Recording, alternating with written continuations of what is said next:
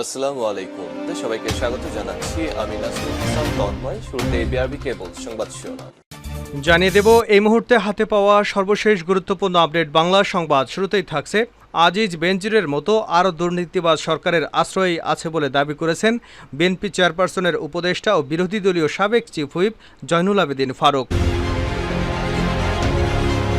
এবারে জানাবো, নয়াপল্টনে বিএনপির পার্টি অফিসের সামনে বিক্ষোভ মিছিল করেছে জাতীয়তাবাদী ছাত্রদলের পদবঞ্চিত শতাধিক নেতাকর্মী।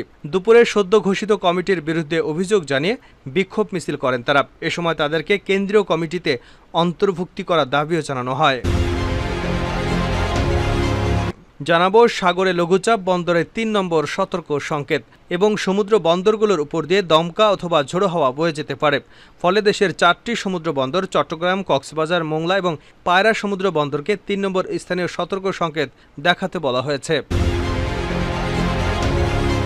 এদিকে কিশোরগঞ্জে জমি নিয়ে বিরোধে দুপক্ষের সংঘর্ষে ১৪ জন আহত হয়েছেন। তাদের মধ্যে গুরুতর আহত ১৩ জনকে রংপুর মেডিকেল কলেজ হাসপাতালে ভর্তি করা হয়েছে।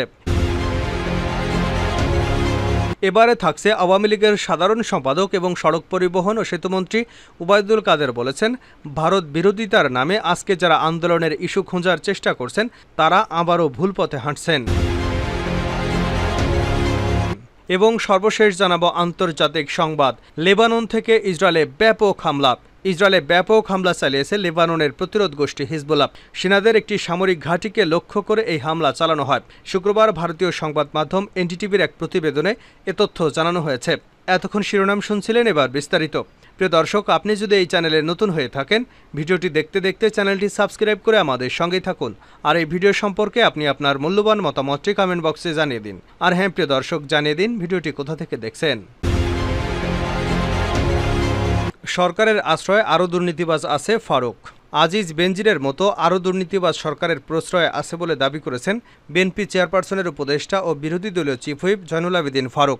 শুক্রবার সকালে তিনি এ দাবি করেন। ফারুক বলেন, আজকে কোথায় বেনজির, কোথায় আজিজ, কোথায় মতিউর? আবার নতুন করে ফয়সাল আবিষ্কার হয়েছে। বাংলাদেশে এভাবে বহু লোক সরকারের আশ্রয় আছে যারা কোটি কোটি টাকা, হাজার হাজার কোটি টাকা লুট করে বিদেশের মাটিতে বাড়ি করে সুইমিং পুল তৈরি করে রাতে সাঁতার কাটে।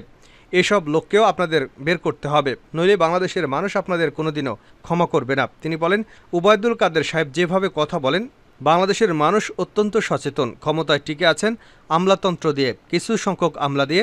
বাংলাদেশের মানুষকে আপনাদের পক্ষে একদিনের জন্য এখনও নিতে পারেননি। তাই ভয়ে ভয়ে নির্বাচন, ডামি নির্বাচন, এমপি হবেন, এমপির ছেলে উপজেলা নির্বাচন হবে, এমপির বউ পৌরসভার চেয়ারম্যান হবে, এমপির ভাগিনা ইউনিয়ন পরিষদের চেয়ারম্যান হবে, এটা বাংলাদেশের জনগণ চায় না। তিনি বলেন, আপনারা গণতন্ত্রকে হত্যা করেছেন 5 মিনিটে সংসদে দাঁড়িয়ে। যে ভোটের বাক্স হেলিকপ্টারে করে এনে এমপি নির্বাচিত করেছেন, সেই আওয়ামী লীগ আবার 2014, 2018 এবং 2024 সালের 7ই জানুয়ারি কথিত নির্বাচনের মধ্য দিয়ে দেশের মসনদে বসেছে। বেগম খালেদা জিয়াকে জেলে রেখে, তারেক রহমানকে দেশের বাইরে রেখে, চৌধুরী আলম, ইলিয়াস আলীকে গুম করে, বিএনপির মহাসচিব মির্জা ফখরুল ইসলাম আলমগীর, মির্জা আব্বাসদের জেলে রেখে আপনারা মনে করেছেন এদেশের বিএনপি রাজপথের আন্দোলনকে ঠেকাবেন। আপনাদের বলতে চাই, এটা জনগণ, বিএনপি কখনো মেনে নেবে না। ভারতের সঙ্গে অসম চুক্তি জনগণ মানে না জানিয়ে ফারুক বলেন, বক্তব্য স্পষ্ট, আমার বুকের উপর দিয়ে আপনি রেললাইন নির্মাণ করবেন, আমার স্বাধীন ভূমির উপর দিয়ে আপনি রেললাইন নির্মাণ করে আপনি 30 ঘন্টার পথ 7 ঘন্টা করবেন।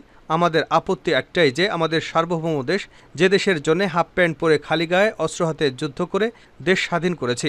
নির্মম সত্য হলেও বলতে হয়, সে কথা আপনাদের মনে নেই। আমি বলে দিতে চাই, ভারতের সঙ্গে এসব অসম চুক্তি বলেন, সমঝোতা বলেন, এসব জনগণ মানে না, আমরা মানি না, মানতে পারি না। এসব অসম চুক্তি বাতিল করতে হবে। জাতীয় প্রেস ক্লাবের সামনে প্রজন্ম বাংলাদেশের উদ্যোগে ভারতের সঙ্গে অবৈধ সরকারের অবৈধ চুক্তির সমঝোতার প্রতিবাদে এই সমাবেশের আয়োজন করা হয়। নয়াপল্টনে ছাত্রদলের পদবঞ্চিতদের বিক্ষোভ। নয়াপল্টনে বিএনপির পার্টি অফিসের সামনে বিক্ষোভ মিছিল করেছে জাতীয়তাবাদী ছাত্রদলের পদবঞ্চিত শতাধিক নেতাকর্মী। বৃহস্পতিবার দুপুরে সদ্য ঘোষিত কমিটির বিরুদ্ধে অভিযোগ জানিয়ে বিক্ষোভ মিছিল শুরু করেন তারা। এ সময় তাদেরকে কেন্দ্রীয় কমিটিতে অন্তর্ভুক্ত করার দাবিও জানানো হয়। তারা বিএনপির সিনিয়র যুগ্ম মহাসচিব অ্যাডভোকেট রুহুল কবির রিজভীর সঙ্গে সাক্ষাৎ করেন।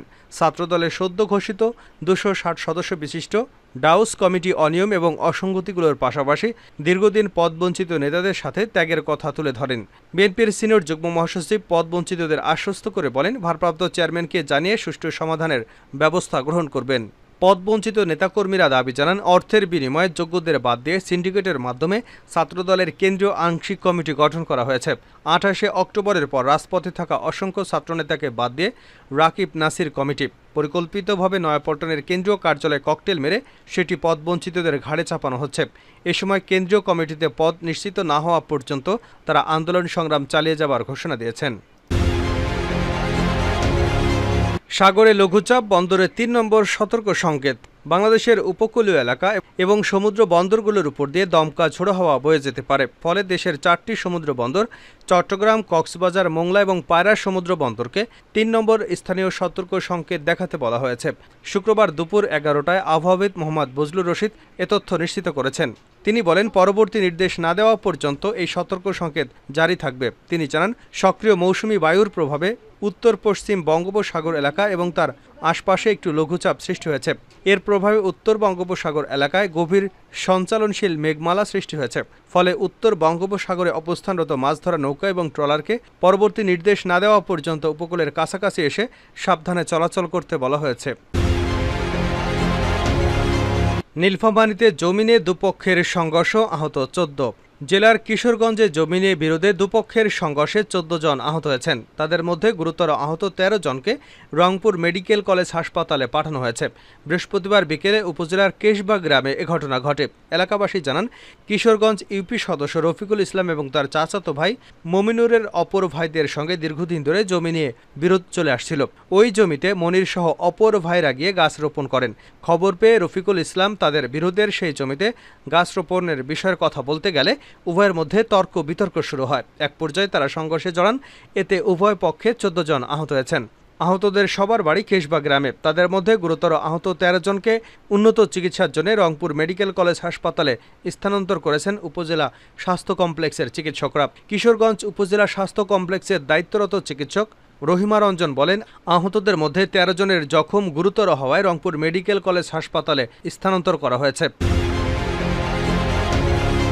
শেষ করছি আন্তর্জাতিক সংবাদ দিয়ে। লেবানন থেকে ইসরায়েলে ব্যাপক হামলা শুরু। ইসরায়েলে ব্যাপক হামলা চালিয়েছে লেবাননের প্রতিরোধ গোষ্ঠী হিজবুল্লাহ। সেনাদের একটি সামরিক ঘাঁটিকে লক্ষ্য করে এ হামলা চালানো হয়েছে। শুক্রবার ভারতীয় সংবাদ মাধ্যম এনডিটিভির প্রতিবেদনে এ তথ্য জানানো হয়েছে। হিজবুল্লাহ জানিয়েছে, তারা বৃহস্পতিবার ইসরায়েলের সামরিক ঘাঁটিকে লক্ষ্য করে কয়েক ডজন রকেট হামলা চালিয়েছে। নাবাতিয়ে এবং সোমরে হামলার জবাবে তারা এই হামলা চালিয়েছে। ইসরায়েলের প্রধান বিমান এবং ক্ষেপণাস্ত্র প্রতিরক্ষা ঘাঁটিতে চালানো হামলায় কাতিউষা রকেট ব্যবহার করা হয়েছে। অপর এক বিবৃতিতে তারা জানিয়েছে, ইসরায়েলের চালানো হামলায় তাদের 4 যোদ্ধা নিহত হয়েছে। এর মধ্যে সোমরে চালানো হামলায় 1 যোদ্ধা নিহত হয়েছেন। তবে ইসরায়েলি সেনা এবং তাদের অবস্থানকে নিশানা করে একটি ড্রোন সহ আরও 2টি হামলা চালানো হয়েছে। ইসরায়েলি সেনাবাহিনী জানিয়েছে, লেবানন থেকে তাদের ভূখণ্ডে অন্তত 35টি রকেট ছোড়া হয়েছে। তবে তাদের ছোড়া এসব রকেটের বেশিরভাগই সফলভাবে ঠেকিয়ে দিয়েছে তারা। এছাড়া এ হামলায় হতাহতের কোনো খবর পাওয়া যায়নি। এর আগে ডয়েচে ভেলে জানায়, লেবাননের প্রতিরোধ গোষ্ঠীর সঙ্গে ইসরায়েলের দফায় দফায় হামলা পাল্টা হামলার ব্যাপারে ইসরায়েলকে সতর্ক করেছে যুক্তরাষ্ট্র, জার্মানি। প্রতিবেদনে বলা হয়েছে, ইসরায়েলের পরিকল্পনা নিয়ে যুক্তরাষ্ট্র, জার্মানি এবং তুরস্ক উদ্বেগ প্রকাশ করেছে। বার্লিন এবং ওয়াশিংটন জানিয়েছে, যুদ্ধ আরও প্রসারিত হলে ফল কী হবে তা নিয়ে তারা গভীর উদ্বিগ্ন। জাতিসংঘ মানবাধিকার বিষয়ক সিনিয়র কর্মকর্তা মার্টিন গ্রিফিথস বলেন, যুদ্ধের পরিধি এবং তীব্রতা বাড়লে তার ফল মারাত্মক হবে। আমি এটিকে ফ্ল্যাশ পয়েন্ট হিসেবে দেখছি। গত 7 অক্টোবর থেকে গাজায় হামলা চালিয়ে আসছে ইসরায়েল।